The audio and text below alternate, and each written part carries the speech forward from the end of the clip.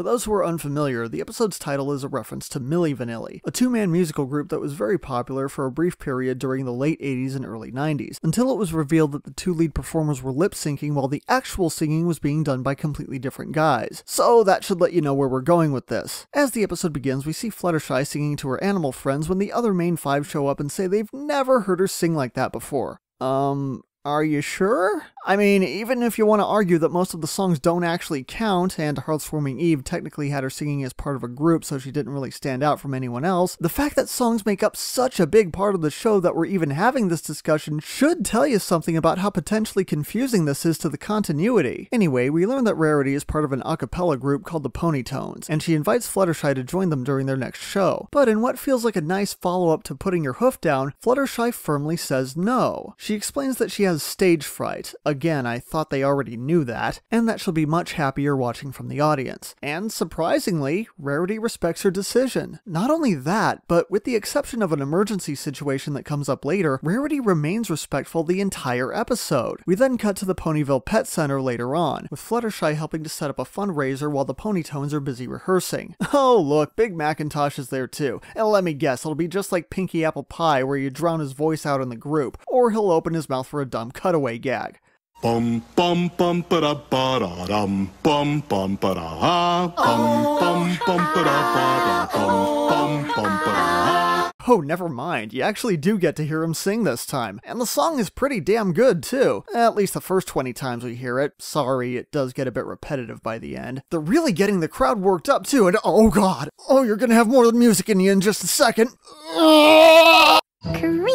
Creamy frosting. Before the final performance, however, Big Macintosh loses his voice in a turkey call contest. Hey, I see what you're doing over there. Quick, every Ponytone who's also an established character, get to Zikora's house. Zikora can make a potion to fix Big Mac's voice, but she says it'll take a while to work. Luckily, there's another alternative. Yeah, remember that throwaway gag in Bridal Gossip where Fluttershy sounded like a deep-voiced black guy? Yep, that's the premise for the rest of the episode. Enjoy! So yes, Big Macintosh begins lip-syncing to Fluttershy's voice. I wonder what'll happen if Cheerilee finds out. And interestingly, this moment actually caused a bit of controversy among fans because deer were among the animals being adopted. Though I think you're missing the point that we're seeing an entire petting zoo being swept away by a wave of ponies. I can't remember the last time I saw something so adorably hilarious. Anyway, there's suddenly a high demand for the Ponytones to perform at other events, and to Rarity's credit, she does try to back out for Fluttershy's sake, but Fluttershy insists on doing it because she loves performing so much. Eventually, Big Mac's voice gets better, and they give Fluttershy a final send-off performance, but her secret is revealed. Everyone is surprisingly okay with it, but Fluttershy runs away, finally being cornered by her friends, with Rarity asking the big question. You just faced your worst fear. Was it really that bad? And for Fluttershy, the answer is yes. She wants to perform, but like Big Mac's voice getting better, it isn't going to happen overnight, no matter how much you try to force it. In the end, she agrees to perform on stage with the Ponytones, but only with her friends watching. And we get the message that she'll make it eventually, but with baby steps. Usually on a show like this, it's common to go one of two ways. Either have the character do a complete 180 with their personality, which is unrealistic and therefore impractical when trying to get anything helpful out of it to apply to real life, or just hit the reset button so that nothing actually changes. In fact, the show has been accused of doing both of those things with Fluttershy on multiple occasions, so I appreciate having an episode that shows, yes, you can learn something, but the results might not be immediately noticeable, especially for someone like Fluttershy, whose personal growth has been a lot slower than it has been for the other characters, but it is there if you pay attention. It's also important to note that for someone like Fluttershy, progress isn't just about moving forward, but avoiding setbacks along the way. It's a very delicate balancing act. On one hand, she probably wouldn't have gotten on that stage at the end without some encouragement from her friends, but at the same time, forcing her too quickly can do more harm than good, because we've also seen how she reacts when she feels pressure from the crowd watching her, even when the feedback is positive. Combine all that great characterization with a catchy song and a fun premise, and this has the potential to be one of my all-time favorite episodes. There is the matter of some confusing dialogue, though, that calls a bit of of the series' continuity into question. And then there's the other big pink elephant in the room. A lot of fans hated Pinkie Pie in this episode for being so insensitive to Fluttershy, especially after making such a big deal about it in Griffin the Brush-Off. But you need to remember that in Griffin the Brush-Off, Rainbow Dash was actively trying to play a prank on Fluttershy, and that's where Pinkie drew the line. There's a big difference between that and having a brain fart and being oblivious to the words coming out of her mouth. I think what really bothers me about Pinkie here is that she spends most of her time screaming her lines. I'm sorry to say, but Andrea Libman did not give a good performance as Pinkie in this episode. It reminds me of the same problem she had in the pilot episode, where she talked really fast with no real direction. The show's creator even admitted that Pinkie came across as annoying, and they had to reel her in a bit in later episodes to make her funny. This is further illustrated by the fact that there are still some good Pinkie Pie moments in this episode, like the turkey call contest, or the part at the end where she says, "You kinda sounded like a dude." In both of these examples, she's quieter and more focused. So yeah, Pinkie's kind of a mixed bag for me this time. Not that great, but I don't think I hated her as much as some other people did. As a Fluttershy episode though, this was fantastic, and personally, I hope we get to see more of the Ponytones later.